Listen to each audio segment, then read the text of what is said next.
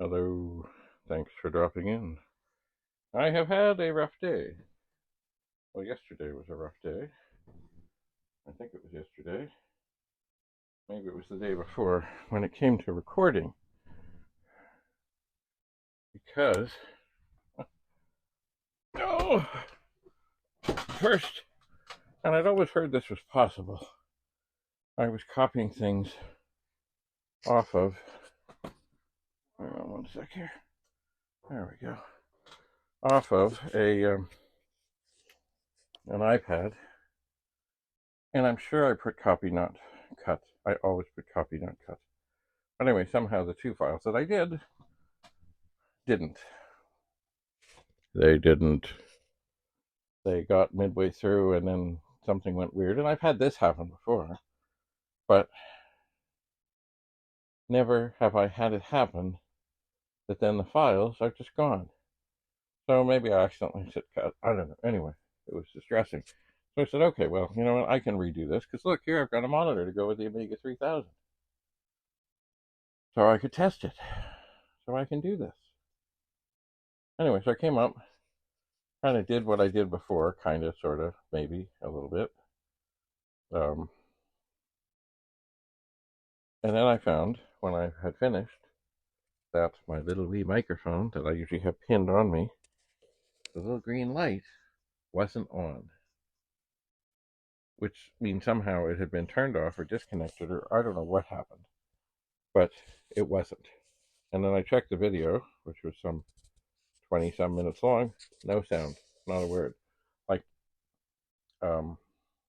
oftentimes I've used this without a microphone, and it ends up being, I pump up the sound as much as I can, I talk as loud as I can, but I'm not, I don't have that loud and natural voice. But anyway, when this thing is in, or the thing that goes on the iPad is in to let it receive whatever's going on with this,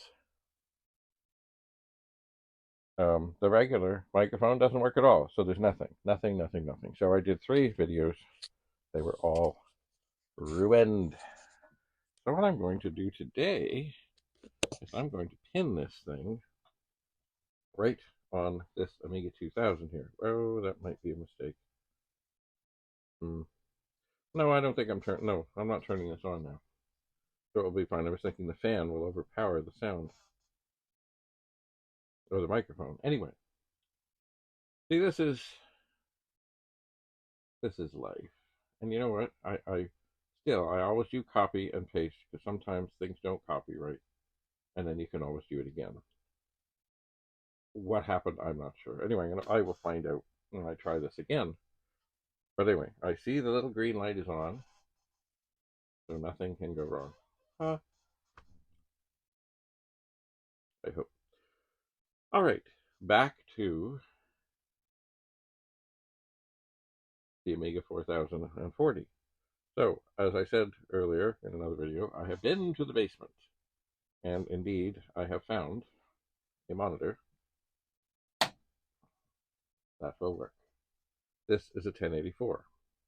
Now, they made many versions of the 1084, at least.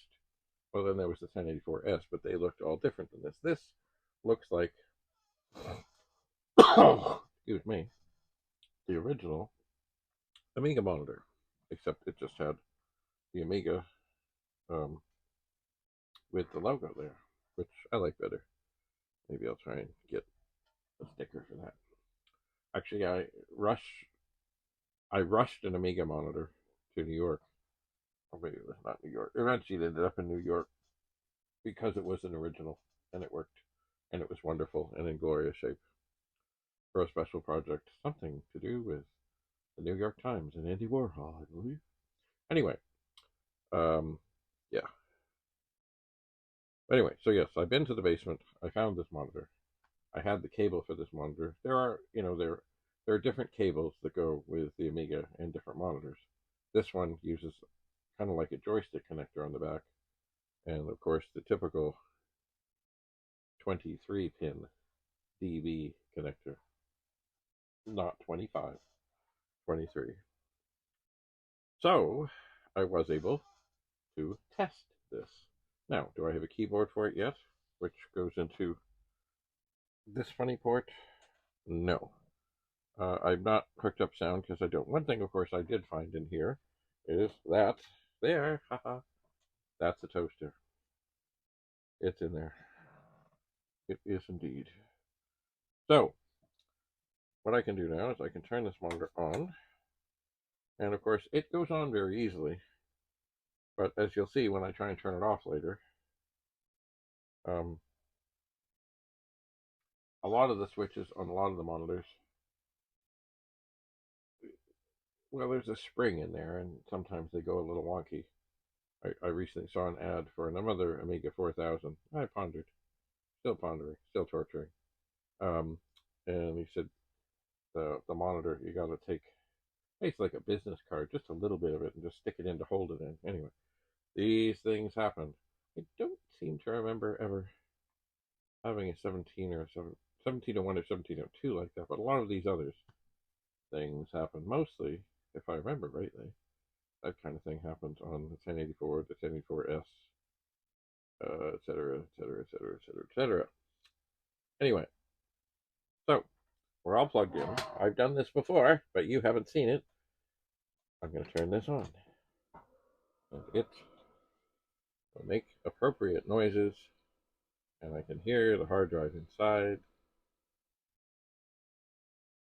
and the screen will do things eventually.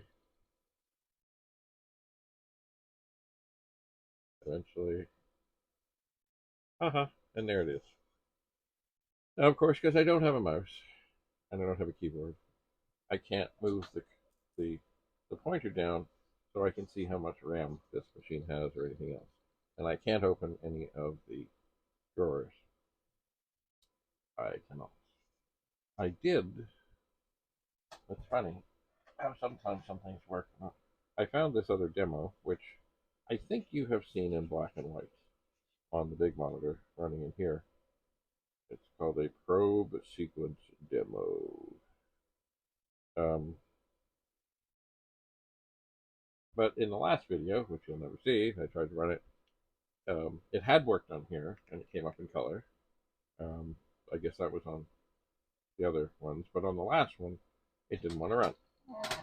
And of course, I don't have. Oh, hello. Oh, can see. There we go. I don't have a way to do this nicely, so I will turn this off, and I will put the disk in because it boots off the disk, and I will wait an appropriate amount of time. And what is an appropriate amount of time? Well, I certainly wait till the hard drive is done, and then I ponder, and I push the button. Now, this may or may not work. I don't know. The last time I tried it, it didn't. I don't know. But it certainly, it was nice to see when it did work that it did work. Another thing I mentioned in that video was the 1084 as well as the Amiga monitor, and I think there was one called the 2002. Maybe they did that because it was being, oh, look at that, it was being used on the Amiga 2000. Maybe that was the plan. I don't know. I don't know where they got 1080. I don't know. Or 1084. I don't know. I don't know. I don't know. I don't know what they do. Anyway, there are, if you're hooking up an Amiga and you think there's something wrong, do keep in mind there's a switch here so that this monitor could be used on a 64 or a VIC-20 or a 128, or I guess a plus. Oh yeah, well, that didn't work. Oh, that's unfortunate. It was kind of a cool demo thing. Oh well. With the drive light off. It is. Now I will pop this disc. And I will turn this off. Put this demo back into the box. Wait an appropriate amount of time. And turn this on. Oh, look, here's another thing I found recently. it's my, I like to say it's my Commodore 64 keychain, but this could be a VIC-20 or a Commodore 16. It could be. I looked with my special um, glasses, which are in high intensity magnification, which I really, if I look at, like, if I look up, I can't really read much of anything. But if I keep them at my end of my nose, and I bring this in close, it does say Commodore, but it doesn't say 64, and it doesn't say VIC-20, and over by the power LED, it doesn't say anything.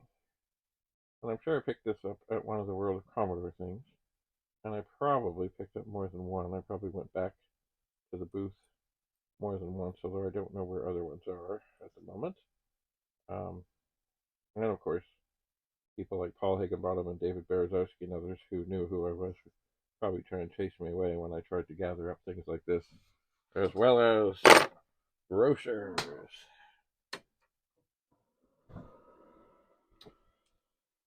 Those were the days. Those were the games we played. So, we turn on the 4000 again and see that it is happy and working. Anyway, so on here, you have to look at under here. There's a variety of buttons, not buttons, but dials under here. And on the bottom of the door are the instructions as to what they are. So in this switch here, like if you hook up your Amiga and you think, oh yeah, I'm great, and then nothing comes up and you think your Amiga's dead or your monitor's dead, you could have it in one of the other two positions. One is for composite and the other is for separate. And of course the separate is for the 64 and the 128.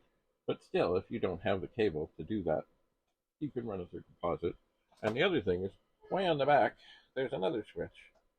And it probably won't foul, I can find it, probably won't foul up, there we go, things that you won't see things, but they might not look quite right.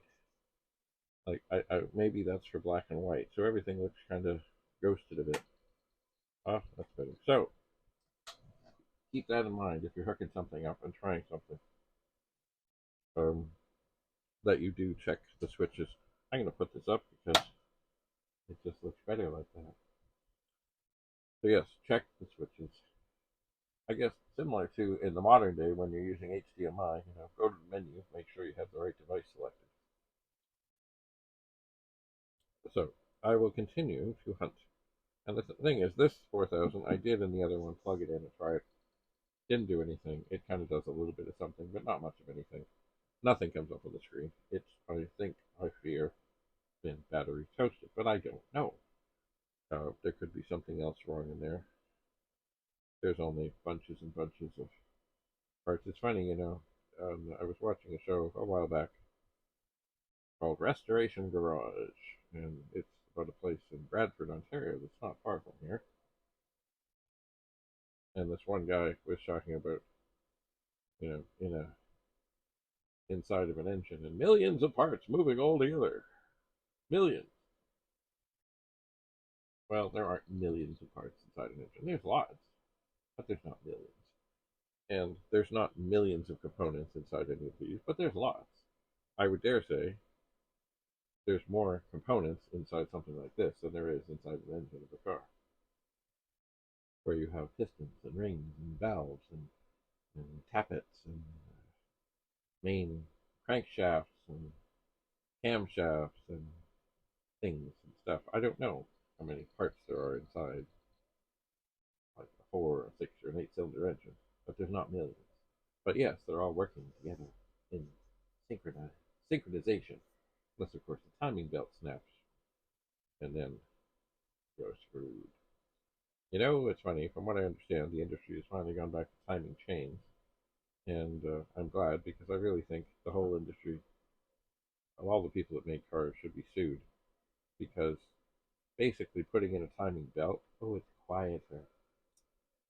Quieter. Who cares?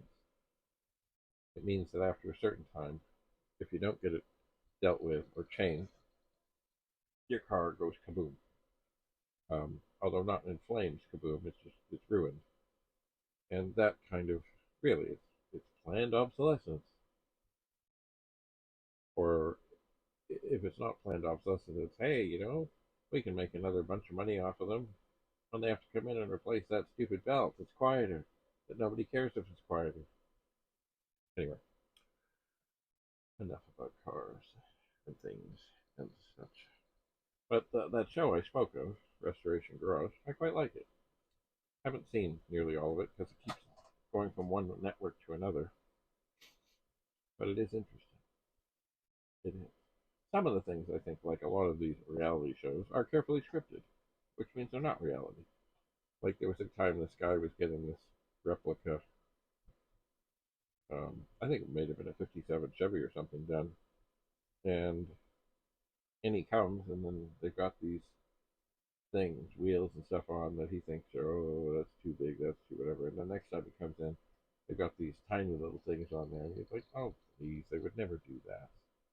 That's just anyway. So I think some of the drama was indeed manufactured,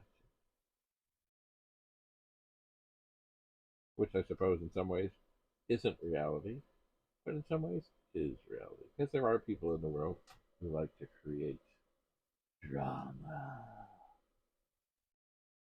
So, back to the Amiga 4000. This is about all we can do right now is look at it and say, oh, look, we have a RAM disk, we have work, we have a toaster, we have workbench, we have a shell. For those who don't know, the shell basically means it opens up the command line interface so that then you can type things in and check directories and do other things, which of course with a lot of things you can just drag and such. So anyway, I'm assuming that somewhere in here would be the stuff to make the toaster do its thing with all the stuff that was gloriously bestowed upon me by a wonderful, wonderful couple. I did not get any toaster documentation as of yet, but I understand we have not spoken about what else they might have, but I suspect there will be. So at some point, I'll have to dig into this. The other thing, of course, I will do is I will take this and open it up and have a look, and take this and open it up and have a look, and maybe swap some things in and out to see if I have some bits and pieces and parts and such that are in fact good that could have a go. Now the other thing, of course, is I did meet a fellow at the World of Commodore who had effectively and successfully fixed battery damage on his Amiga 4000. Maybe I need to seek him out and see what's what. People have told me lemon juice is a good thing to clean up the mess. Rudy of Ruby's Retro Linto says it should be rubbing alcohol and a Q-tip. Like this machine here, sorry microphone, this machine here does have battery damage, but it still works. But due to the corrosive nature of whatever it is that leaked out of the battery, I do want to get it off the board. So at some point, I will have to take everything off, take the cards out, take the board off of there. I think there might be a shield on the bottom, and go at the remnants of the leaky battery. I so wish they had not done that. So many Amigas have been lost because of leaky batteries. So many. So many. Anyway, so can't really do much besides look at this and say, ooh, look, it works. And I'm not really in the mood to do a whole long video at the moment in case everything screws up. But I do see that my little microphone is on, so hopefully it is talking to the iPad and you can hear me. I'm just trying to think if there's anything else remarkable that I did in the last videos that I have not done. I'm sure I tested some more discs, but that's not terribly exciting. And I really didn't get a chance to run anything. I did. Oh, here's something I could do. Could I? I could. I think. Just a moment. Let me set this keyboard down. I did find in the basement an external disk drive. Let's turn this off. I found an external disk drive for the Amiga. It's a 1010. It could use a little cleaning and tidying, but, couldn't we all? So it would plug in here. It would. And I did not do this before, so maybe I will. I'll turn this back on. Just as another way to test and see if this 4000, which I'm sure is fully functional, is indeed fully functional.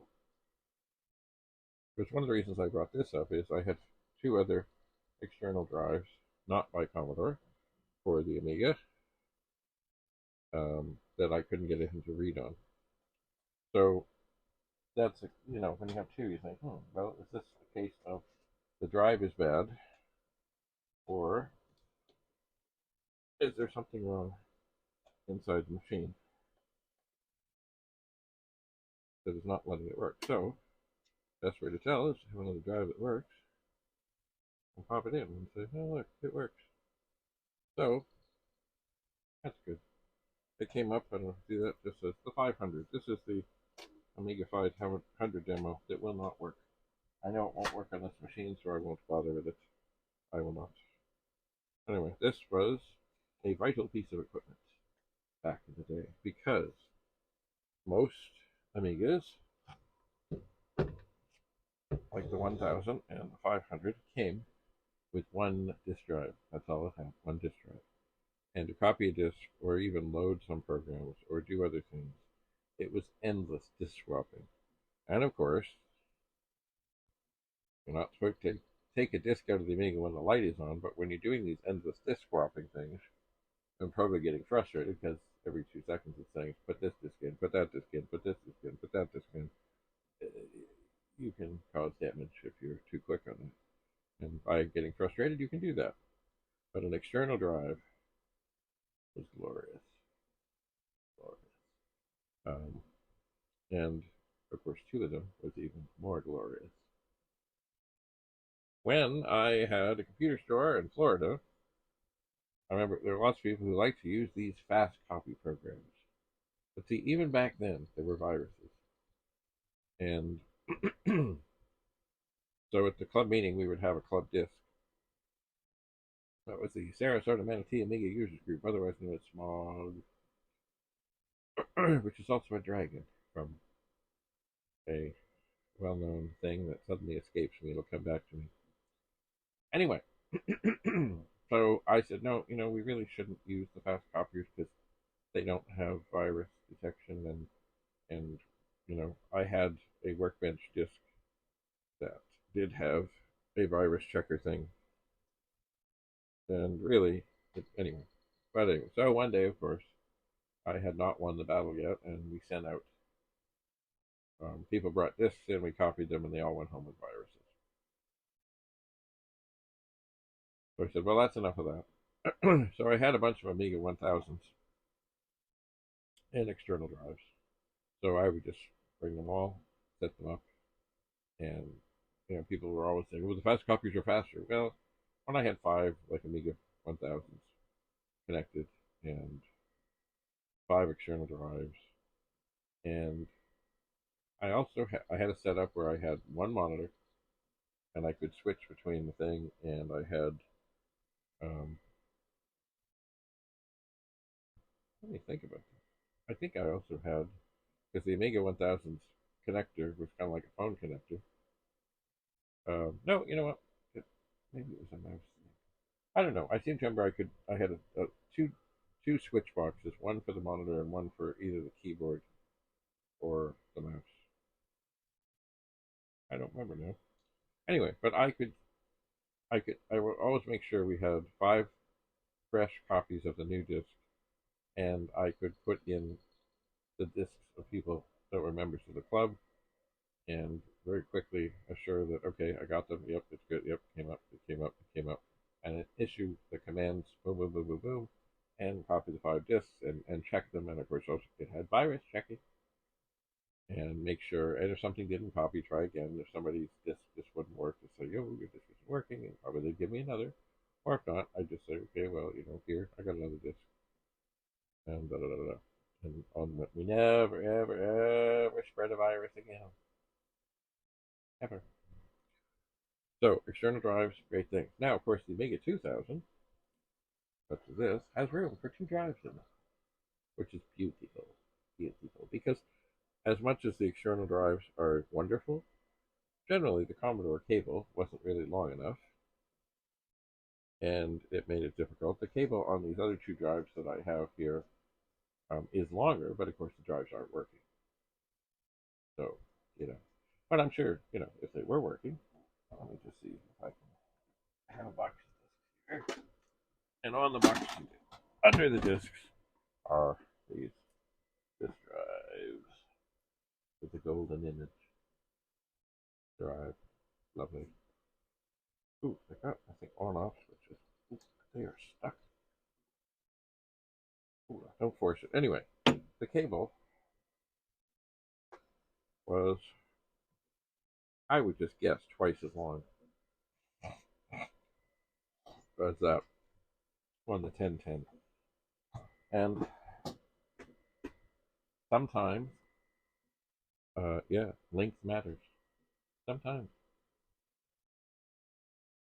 Also, these things had nicer, these things have tiny little things you had to use a screwdriver on.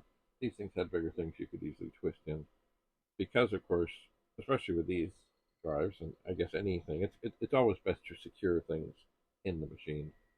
Because, if one of these things gets a little tweaked, information does not flow. So it is best if you're using something forever and ever and such that you properly screw it in, secure it in, and make sure that it cannot get tweaked and cause you grief and misery. Kind of reminds me of when you have a joystick plugged into one of the ports on the 64, and if you have the fire button, the automatic fire button turned on, or if the thing is leaning, or something leans up against it, it can do crazy things to the keyboard, which can take many people sometimes a great amount of time to figure out what the heck is going on here. Anyway, so yes, it is best if you're able. Oh, even I'm looking at the joystick ports. But the mouse and the joystick ports on the side of this, they even too have ways to screw into. I don't believe that's the way on the 64, and I can't see on this 2000 if they are. But yes, if you are doing something and it's like a permanent installation, then make it permanent. Takes not long and can cause you or save you so much stress and anxiety when something goes squirrely because the connector went. And I suppose there's also the chance it could cause some kind of short circuit. But not likely, but possibly. Um, by the way, for those that don't know, there was a special printer cable for the Amiga 1000. It was for the Amiga 1000. It looked like a cable that would go on like an IBM and everything, but it wasn't. So because there was something, the pinout was different, and I think if you use a regular IBM cable on an Amiga 1000 with a parallel printer, you would fry the printer because there was voltage where there shouldn't be. So just keep that in mind in your gatherings of things and doing things and other things. You got an Amiga 1000 and you think, oh yeah, that cable will be fine.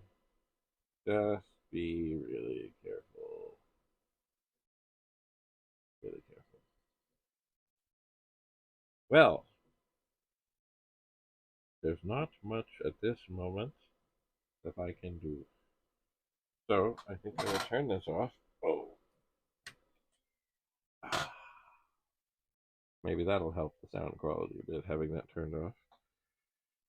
And I think that maybe I possibly have a keyboard to go with this 4000 that went with this 4000. But I'm pretty sure that either I never looked at the end where you would plug it in, or if I did, it just said, oh yeah, looks like the same as the 2000. So I'm not sure. But once again, do I know where it is? Well, no, of course not.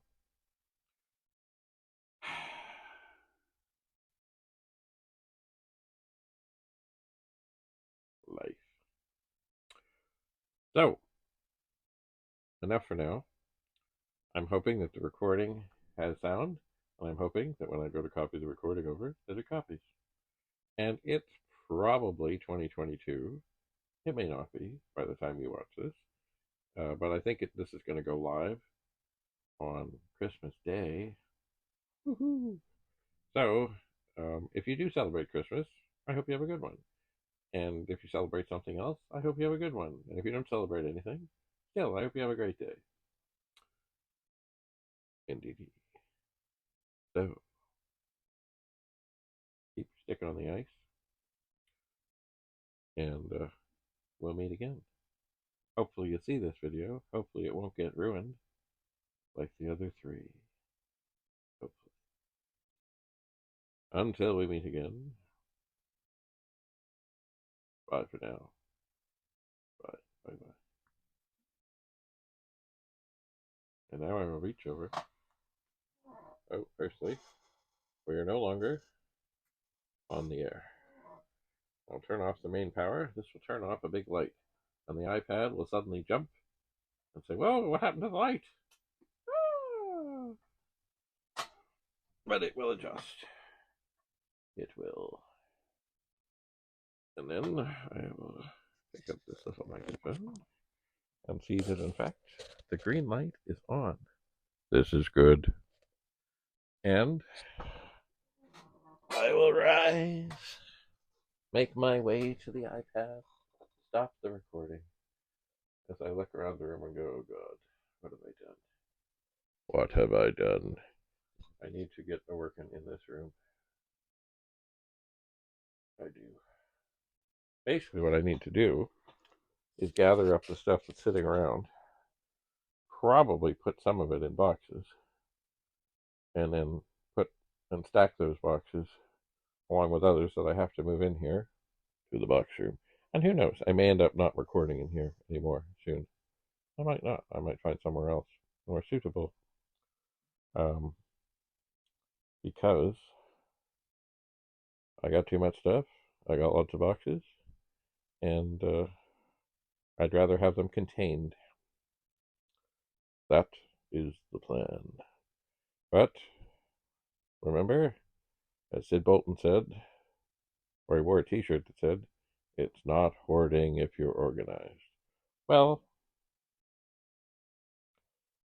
I have however been trying to get organized, and I'm somewhat organized, but I need to get more organized. And also, I need to go through things and figure things out and put some things up for sale. So stay tuned, and if you're looking for anything, don't hesitate to write and ask. Sometimes it takes me a while to find things because I don't know where everything is. But I'll get there. I hope. And as I gaze around here, yeah, I could have things stored much more efficiently in here. So I got to get to that. If I'm really brave, I'll record some of that. If not, I won't. All right, I'm getting up. Oh.